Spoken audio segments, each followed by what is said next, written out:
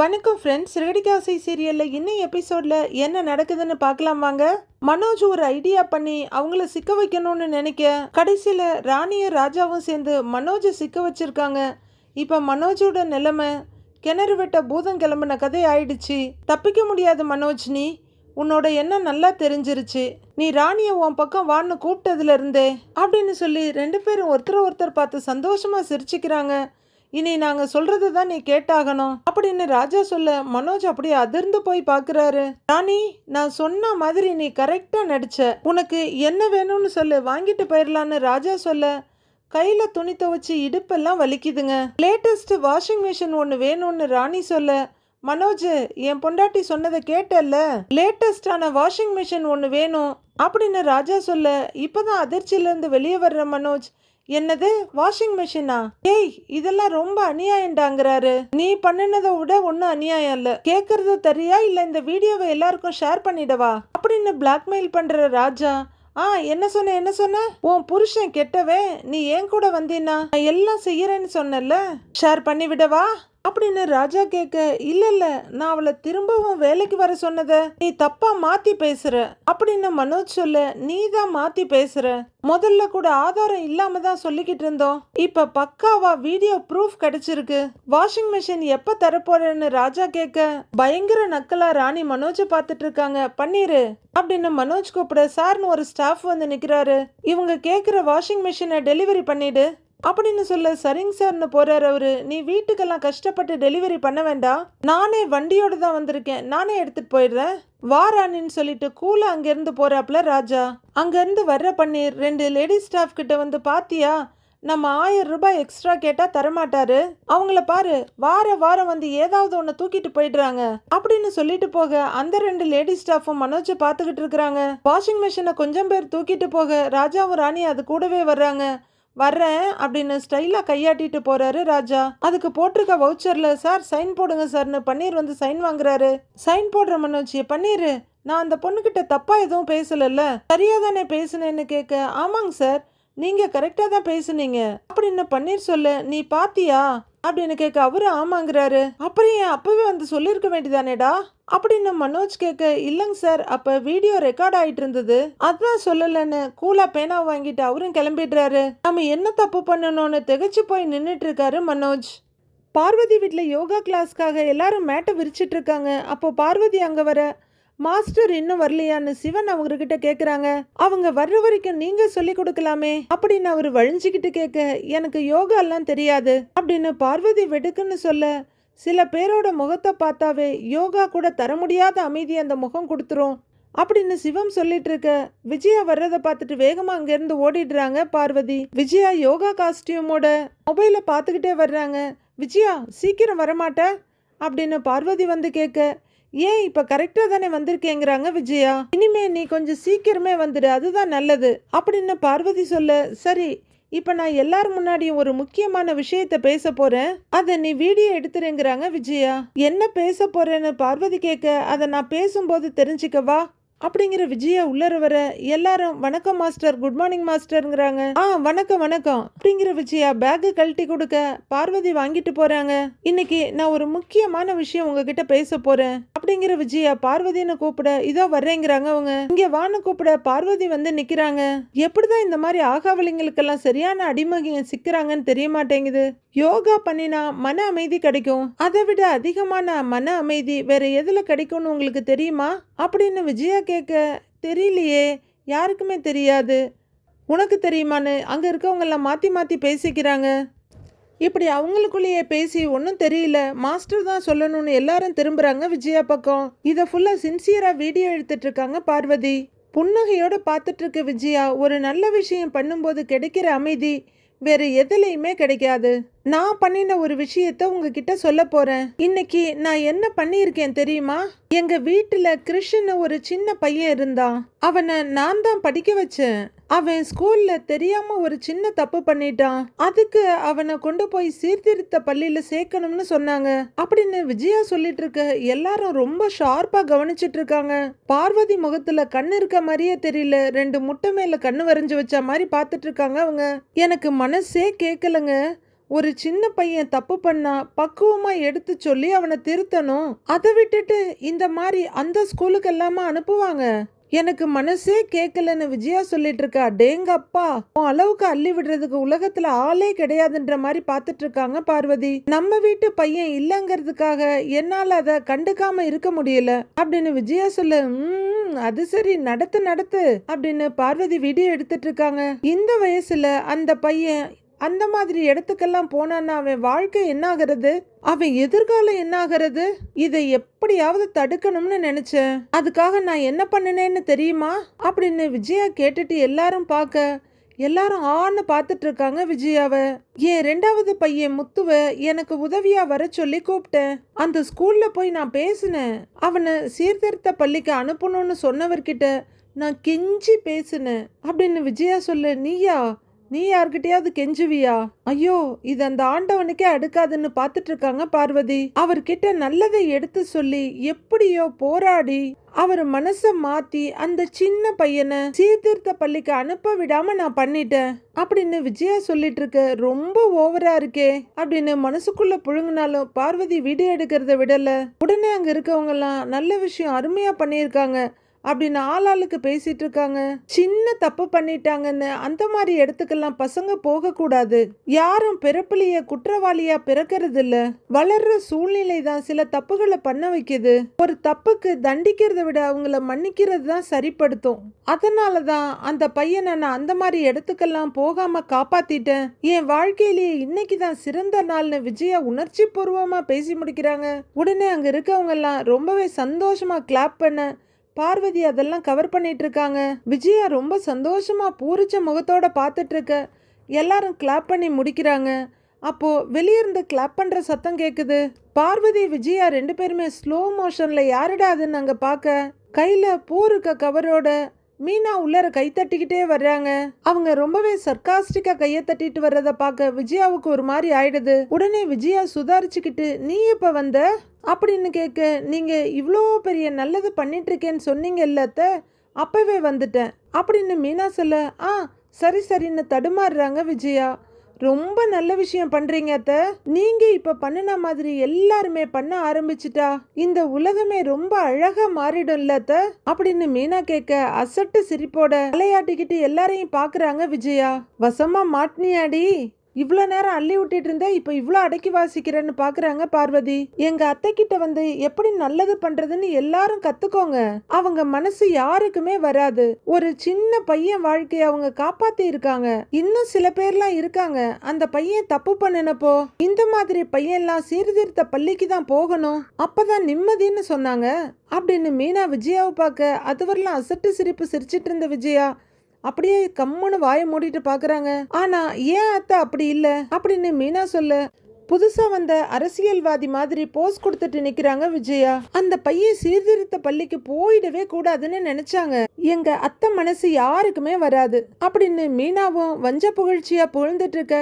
அது புரியாம எல்லாரும் திருன்னு முழிச்சிட்டு பார்த்துட்டு இருக்காங்க. சில பேரெல்லாம் சொந்த பிள்ளையா இருந்தாலும் அவங்கள சீர்திருத்த பள்ளிக்கு அனுப்பி அவங்க வாழ்க்கையவே கேள்விக்குறி ஆக்கிடுவாங்க அப்படின்னு மீனா விஜயாவை பார்த்துக்கிட்டு சொல்ல, முகம் வெளிரி போய் பாக்குறாங்க விஜயா. இவ இங்க பாராட்ட வந்தாளா இல்ல போட்டு கொடுக்க வந்தாளான்னு பயத்தோட பார்த்துட்டு இருக்காங்க. சில பேருக்கெல்லாம் மத்தவங்க வாழ்க்கையை பத்தி கவலையே இல்ல. இப்ப எங்க வீட்டுல இருந்த சின்ன பையனை கூட சில பேர் அப்படிதான் சொன்னாங்க இல்லத்த அப்படின்னு மீனா கேட்க, ஆமா அப்படின்னு சமாளிச்சுட்டு சிரிக்கிறாங்க விஜயா.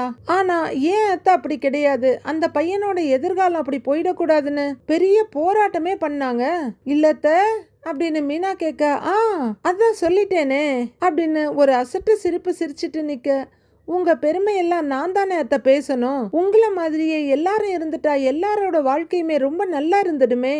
ஆனா என்ன பண்றது, நிறைய பேர் பேசுறதெல்லாம் நல்ல வக்கனையா பேசுவாங்க, ஆனா செயல்ல ஒண்ணும் இருக்காது அப்படின்னு மீனா எரிச்சலோட சொல்ல விஜயா கொஞ்சம் பயமா பாக்குறாங்க. ஐயோ, எங்க இவன் நம்ம இமேஜை டேமேஜ் பண்ணிருவாளோன்ற பயம் அவங்க கண்ணுலயே தெரியுது.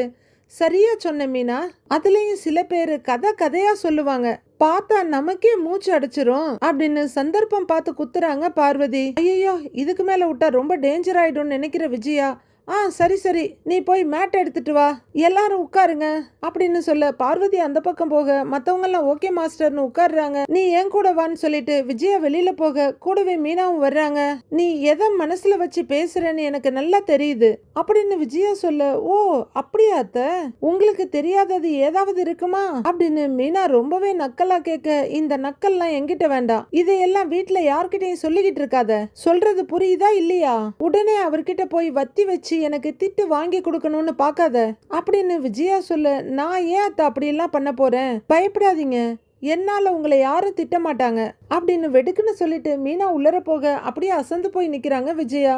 இந்தாங்கன்னு மீனா பார்வதி கிட்ட பூவை கொடுத்துட்டு இருக்க பின்னாடியே வந்த விஜயா, நீ எதுக்கு இங்க வந்தன்னு கேக்குறாங்க. நான் தான் மீனா கிட்ட பூ எடுத்துட்டு வர சொல்லி இருந்தேன், விசேஷ நாள்லாம் தொடர்ந்து வருது இல்ல, பூஜை பண்ண பூ வேணுமேன்னு சொல்லி இருந்தேங்கிறாங்க பார்வதி. உனக்கு பூ வாங்கறதுக்கு வேற ஆளே கிடைக்கலையா அப்படின்னு பார்வதிய மிரட்டுற விஜயா. சரி அதான் கொடுத்துட்டல கிளம்புங்கிறாங்க மீனா கிட்ட. மீனா சரின்னு திரும்ப, இரு பணம் எடுத்துட்டு வரேங்கிறாங்க பார்வதி. இல்ல ஆண்டி நான் சேர்த்து வாங்கிக்கிறேன் அப்படின்னு மீனா அங்கிருந்து போகதான் விஜயாவுக்கு மூச்சே வருது. மீனா அந்த பக்கம் போனதும், ஏய் என்ன நீ அப்படின்னு பார்வதி கையை பிடிச்சிட்டு கேட்க, என்னடா திடீர்னு விஜயா சொற்பொழிவு கொடுக்கறாளேன்னு பார்த்தேன், இப்பதான் புரியுது, முத்து மீனா பண்ணின நல்ல விஷயத்த நீ பண்ணினதா சொல்லிட்டு இருக்க அதுதானே, ஏன்னா இந்த மாதிரி நல்ல விஷயத்தெல்லாம் அவங்க தானே பண்ணுவாங்க. மீனா சொன்னாலே சில பேர் சீர்திருத்த ஸ்கூலுக்கு தான் அனுப்புவாங்கன்னு, அந்த சில பேர் நீ தானே அப்படின்னு பார்வதி கேட்க, பெரிய கண்டுபிடிப்பு அப்படின்னு முகத்தை ஒரு வெட்டு வெட்டிட்டு வெளியே வர்றாங்க விஜயா. மீனா செருப்பு போட்டுட்டு திரும்ப அங்க யோகா மேட்டோட ஒரு ஃபுல் ஸ்லீவ் பனியனும் பேண்ட்டுமா சிந்தாமணி வந்துட்டு இருக்காங்க. மீனா அவங்க வழியில போயிட்டு இருக்க சிந்தாமணி அவங்களையே பார்த்துட்டு நிக்கிறாங்க. வர்ற சிந்தாமணி மேட்டை கீழே வச்சுட்டு நிமிர, வாங்க, எப்பவுமே சிரிச்ச முகமா வருவீங்க, இன்னைக்கு முகத்துல எந்த கலையுமே காணோன்னு சிந்தாமணி கிட்ட விஜயா கேக்குறாங்க. என்ன பண்றது மாஸ்டர், பார்க்க கூடாதவங்களெல்லாம் பார்த்தா முகத்துல இருக்க சிரிப்பே போயிடுது அப்படின்னு சிந்தாமணி சொல்ல, அப்படி யாரை பார்த்தீங்கன்னு கேக்குறாங்க விஜயா. இதோ வெளியில உங்க 2வது மருமகளை பார்த்தேன், அவ என்ன சொல்லிட்டு போறா தெரியுமா அப்படின்னு சிந்தாமணி சொல்ல, தெரியுண்டி உங்களை பத்தியும் அப்படின்னு பார்வதி பார்த்துட்டு இருக்க. வெளியில வாங்கன்னு கூப்பிடுறாங்க விஜயா. சிந்தாமணியும் பேக் வச்சுட்டு வெளியில வர கூடவே பார்வதியும் வர்றாங்க. என்ன சொன்னா சொல்லுங்கன்னு விஜயா கேட்க, வேண்டாம் மாஸ்டர், மருமகளுக்கும் மாமியாருக்கும் இடையில நான் எதுக்கு, வேண்டாம் விடுங்க அப்படின்னு சிந்தாமணி சொல்ல, கண்டிப்பா அவ நல்ல விதமா பேசி இருக்க மாட்டான்னு எனக்கு நல்லா தெரியும், சொல்லுங்க நீங்க சொல்லுங்கன்னு கேட்க, இல்ல மாஸ்டர், எங்க அத்தை டான்ஸ் கிளாஸ் ஆரம்பிச்சாங்க, அத பாதியிலேயே இழுத்து மூடிட்டாங்க, இப்ப இந்த யோகா கிளாஸ் எத்தனை நாள்ல மூட போறாங்களோ தெரியலன்னு சொல்லிட்டு போறா மாஸ்டர் அப்படின்னு சிந்தாமணி சொல்ல, விஜயாவுக்குள்ள சுறுசுறுன்னு கோவமும் சூடும் ஏறுது. இப்பதான் நீங்களே யோகா கிளாஸ் ஆரம்பிச்சிருக்கீங்க, அதுக்குள்ள இப்படி எல்லாம் பேசலாமா மாஸ்டர், எவ்வளவு கஷ்டப்பட்டு நீங்க ஆரம்பிச்சிருக்கீங்க, இவ இப்படி பேசிட்டு போறா, எவ்வளவு திமிர் பாத்தீங்களா அப்படின்னு சிந்தாமணி சொல்லிட்டு இருக்க. பார்வதி அவங்களையே பார்த்துட்டு இருக்கவங்க, மீனா இப்படிலாம் சொல்றவ இல்லையே சிந்தாமணி அப்படின்னு பார்வதி கேட்க, நீ பாத்தியா, என்னை பத்தி தப்பா பேசணும்னா அவளுக்கு குழு குழுன்னு இருக்கும் அப்படின்னு விஜயா சொல்ல, இருந்தாலும் ரொம்ப திமிரா இருக்காங்க மாஸ்டர், யாருக்கும் அடங்க மாட்டா போல இருக்கே அப்படின்னு உசுப்பேத்தி விடுறாங்க சிந்தாமணி. அடங்குவா, நான் சீக்கிரமே அவளை அடக்குறேன் அப்படின்னு விஜயா சொல்ல, அப்படி அடக்குறது தாங்க மாஸ்டர் நல்லது அப்படின்னு சிந்தாமணி சொல்ல, அப்படின்னு 2 உருமிட்டு உள்ளர வாங்கன்ட்டு போறாங்க விஜயா. சிந்தாமணி இதெல்லாம் உண்மையா நடந்துச்சா இல்ல நீங்கன்னு பார்வதி கேட்க, என்ன பார்வதி என்ன பார்த்தா பொய் சொல்ற மாதிரியா இருக்கு அப்படின்னு சிந்தாமணி கேட்க, மீனா அப்படி பேசுறவ இல்லையே அப்படின்னு பார்வதி சந்தேகமாவே கேக்குறாங்க. அந்த பொண்ணு ஒவ்வொரு ஆள்கிட்டையும் ஒவ்வொரு மாதிரி பேசும், நிச்சயமா அப்படிதான் சொல்லிட்டு போனாங்கிறாங்க சிந்தாமணி. நான் நம்ப மாட்டேன்னு பார்வதி சொல்ல, நீ நம்பினா எனக்கு என்ன, நம்பாட்டி எனக்கு என்ன, சொல்ல வேண்டிய இடத்துல சொல்லிட்டேன்ல அப்படின்னு நினைச்சுக்கிட்டே உள்ளர போறாங்க சிந்தாமணி. இதெல்லாம் எங்க போய் முடிய போகுதோ தெரியலன்ற நினைப்போட பார்வதி நின்றுட்டு இருக்க. சிவன் உள்ள இருந்து வெளியே வந்து பார்வதின்னு கூப்பிடுறாரு. பார்வதி திடுக்குன்னு திரும்பி பார்த்து, இங்க எதுக்கு வந்தீங்கன்னு கேக்குறாங்க. வந்த உடனே கொடுக்கணும்னு நினைச்சேன், ஒரு பாக்கெட்ல கைய விட, ஃபீஸ் எல்லாம் விஜயா கிட்ட கொடுங்கங்கிறாங்க பார்வதி. இது ஃபீஸ் இல்ல, திறந்து பாருங்க அப்படின்னு அவர் ஒரு பேப்பரை நீட்ட பார்வதி அதை வாங்கி பிரிச்சு பாக்குறாங்க. அந்த பேப்பர்ல பார்வதியோட பென்சில் ஸ்கெட்ச் ரொம்ப அழகா இருக்கு. கொஞ்ச நேரம் அதை ரசிக்கிறவங்க டக்குன்னு கோவத்தை வர வச்சுக்கிட்டு என்ன இதுன்னு கத்துறாங்க.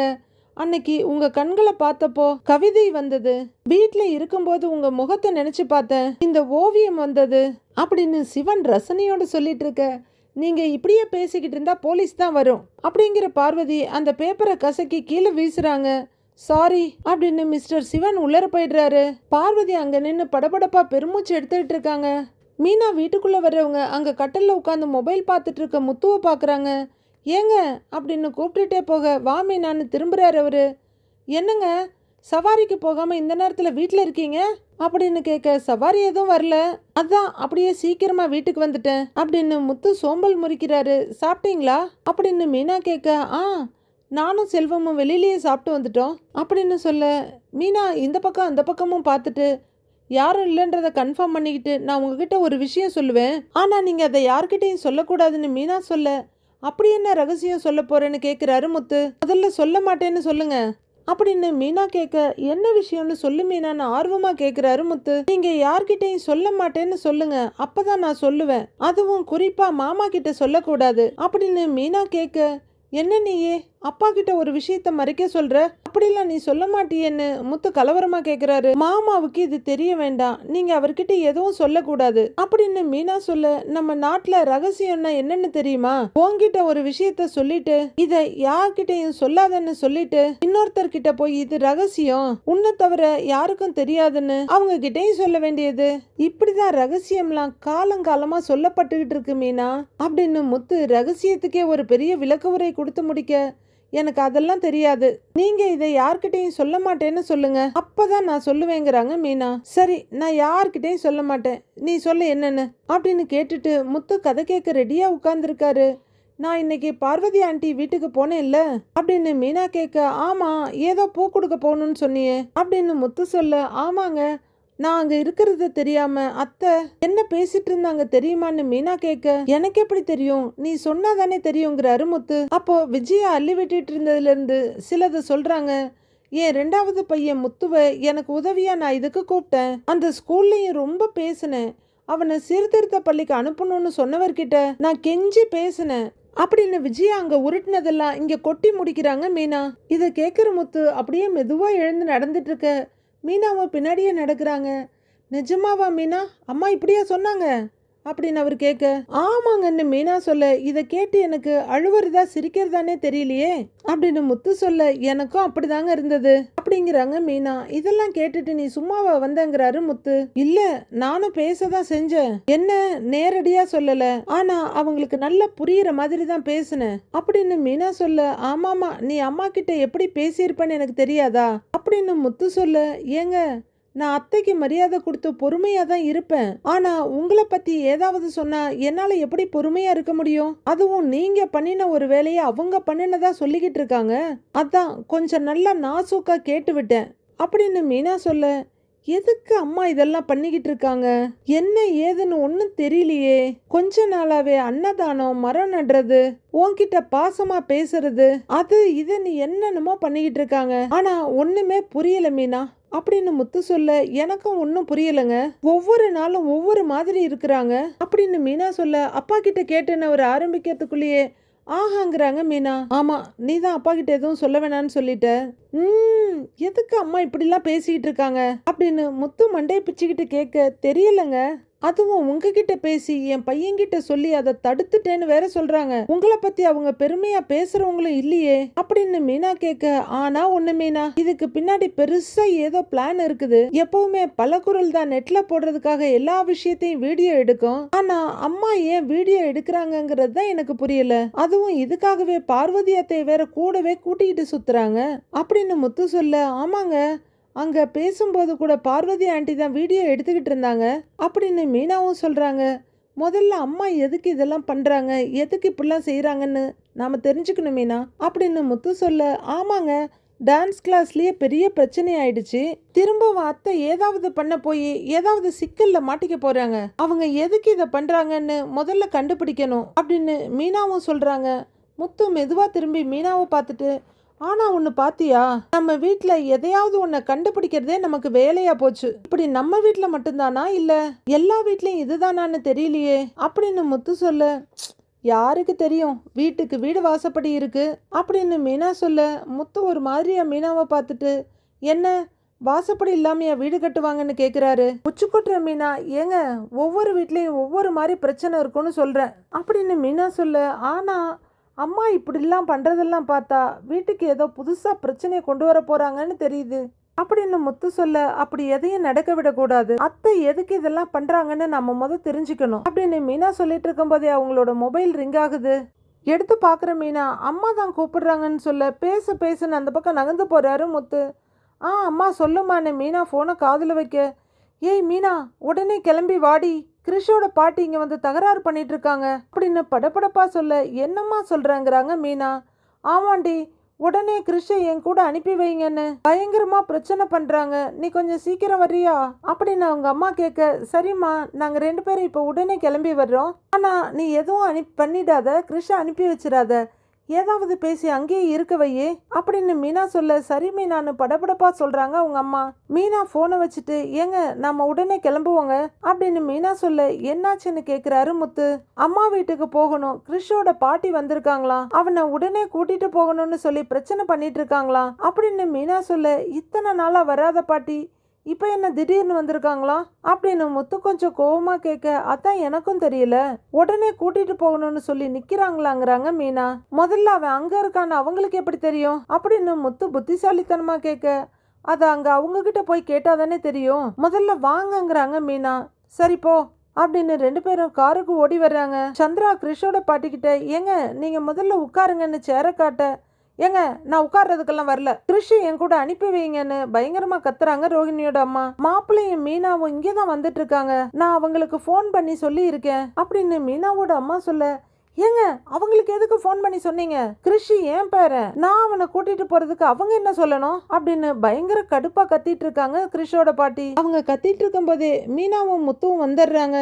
வாசல்ல நிழல் ஆடுறத பார்த்துட்டு 2 பேருமே திரும்பி பார்க்க, 2 பேரும் மெதுவா உள்ளர வர்றாங்க. வாங்கம்மா எப்போ வந்தீங்கன்னு மீனா கேட்க, இத்தனை நாளா எங்கம்மா போயிருந்தீங்கன்னு முத்து கேக்குறாங்க. அதெல்லாம் இருக்கட்டும், நீங்க எதுக்கு கிறிஷ கொண்டு வந்து உங்க வீட்டுல வச்சிருக்கிறீங்க, அவனை முதல்ல என் கூட அனுப்பி வைங்க, எங்க அவன் அப்படின்னு பயங்கரமா கத்துறாங்க கிறிஷோட பாட்டி. அம்மா அம்மா அம்மா இருங்க, எதுக்கு இப்படி கோவப்படுறீங்க, கொஞ்சம் அமைதியா இருங்கிறாரு முத்து. எப்படிப்பா அமைதியா இருக்க முடியும், என் பேரனை நான் கூட்டிட்டு போறதுக்கு எதுக்கு விட மாட்டேங்கிறீங்க, அவன் என்ன உங்க வீட்டு பையனா, அவனை கூட்டிட்டு போறதுக்கு உங்க அனுமதி எனக்கு வேணுமா அப்படின்னு ஹை பிச்சில கத்துறாங்க ரோஹிணியோட அம்மா. அம்மா என்னால உங்களை புரிஞ்சிக்கவே முடியலம்மா, ஏன் இப்படி எல்லாம் பேசிட்டு இருக்கீங்க, இந்த மாதிரி எல்லாம் நீங்க பேசுறவங்களே கிடையாதுங்கிறாங்க மீனா. வேற எப்படி பேச சொல்ற, நீங்க பாட்டுக்கு இப்படி கிறிஷ உங்க வீட்டுல கொண்டு வந்து வச்சுக்கிட்டீங்க, இப்ப ஏன் பொண்ணு என்னல்ல திட்டுறா அப்படின்னு காட்டு கத்தல் கத்துறாங்க அவங்க. கிறிஷோட அம்மா உங்களை திட்டுறாங்களா, முதல்ல எங்க இருக்காங்க அவங்கன்னு மீனா கேட்க, அதெல்லாம் உங்களுக்கு எதுக்குமா, முதல்ல கிறிஷ என் கூட அனுப்பி வைங்கன்னு கத்துறாங்க அவங்க. அம்மா அம்மா கொஞ்சம் பொறுமையா இருங்கம்மா, அன்னைக்கு ஹாஸ்பிட்டல்ல நீங்க பாட்டுக்கு சொல்லாம கொல்லாம போயிட்டீங்க, உங்களை எங்கெல்லாம் நாங்க தேடினோம் தெரியுமா அப்படின்னு முத்து சொல்ல, அன்னைக்கு என்னோட சூழ்நிலை அப்படிப்பா, வேற வழி இல்ல, ஆனா என் பொண்ணு தான் அவனை ஸ்கூல்ல சேர்த்து பாத்துக்கிறாள்ல, அதை அப்படியே விட வேண்டியதுதானே அப்படின்னு அந்த அம்மா கத்த, நீங்க கூட இருந்தா நாங்க ஏம்மா கூட்டிட்டு வர போறோம், அப்படி சொந்த பேரனை விட்டுட்டு போற அளவுக்கு அப்படி என்ன சூழ்நிலை வந்துச்சு உங்களுக்கு, ஏற்கனவே அவனோட அம்மா அவனை விட்டுட்டு எங்கேயோ போயிட்டாங்க, பாட்டி நீங்களும் விட்டுட்டு போயிட்டீங்கன்னா அந்த பையனோட மனசு என்ன பாடுபடும்னு யோசிச்சீங்களா அப்படின்னு முத்துவும் கத்தி விட்டுற. கொஞ்சம் அமைதியாகிறாங்க கிறிஷோட பாட்டி. இதை பார்த்து டென்ஷன் ஆகிற மீனாவோட அம்மா, மாப்பிள்ள கொஞ்சம் பொறுமையா இருங்க, நாம என்னன்னு பேசலாங்கிறாங்க. இல்ல அத்த, கிறிஷோட நிலைமையை யாருமே யோசிக்க மாட்டேங்கிறாங்க பாருங்க. குழந்தைங்க யாருமே தானா விருப்பப்பட்டு இங்க வர்றதில்ல, பெத்தவங்க தான் குழந்தைங்களை இந்த உலகத்துக்கு கூட்டிட்டு வர்றாங்க, பெத்ததோட கடமை முடியலமா, வளர்த்து ஆளாக்கணும், கூடவே இருந்து பாசமா பாத்துக்கணும் அப்படின்னு முத்து சொல்ல, ஆமான்ற மாதிரி மீனாவும் தலையாட்ட கிறிஷோட பாட்டி வாயடிச்சு போய் நிக்கிறாங்க. அதை விட்டுட்டு ஆளாளுக்கு விட்டுட்டு போயிட்டு இருந்தீங்கன்னா அப்புறம் அந்த பையன் எப்படி நல்ல சூழல்ல வளருவான், வேண்டான்னு ஒதுக்கி வைக்கிற பிள்ளைங்களோட நிலைமையெல்லாம் என்ன ஆகும்னு உங்களுக்கு தெரியாதுமா அப்படின்னு முத்து சொல்றாங்க. அவ்வளவுதான், லக்ஷ்மி ரோபோட்ல இருந்த பேட்டரி டவுன் ஆக ஆரம்பிச்சிருச்சு. அமைதியா நிக்கிறாங்க. ஏதோ ரோகிணி சொல்லி கொடுத்தபடி வந்தோமா, 4 காட்டு கத்தல் கத்துனோமா, பேரனை கூட்டிட்டு ஓடிடலான்னு நினைச்சவங்க இப்போ முத்து மீனா கிட்ட வசமா சிக்கிட்டோமோன்னு முழிக்கிறாங்க. ஏங்க பொறுமையா இருங்க, பேசிக்கலான்னு மீனா சொல்லிட்டு, அம்மா நீங்க உட்காருங்கிறாங்க மீனா.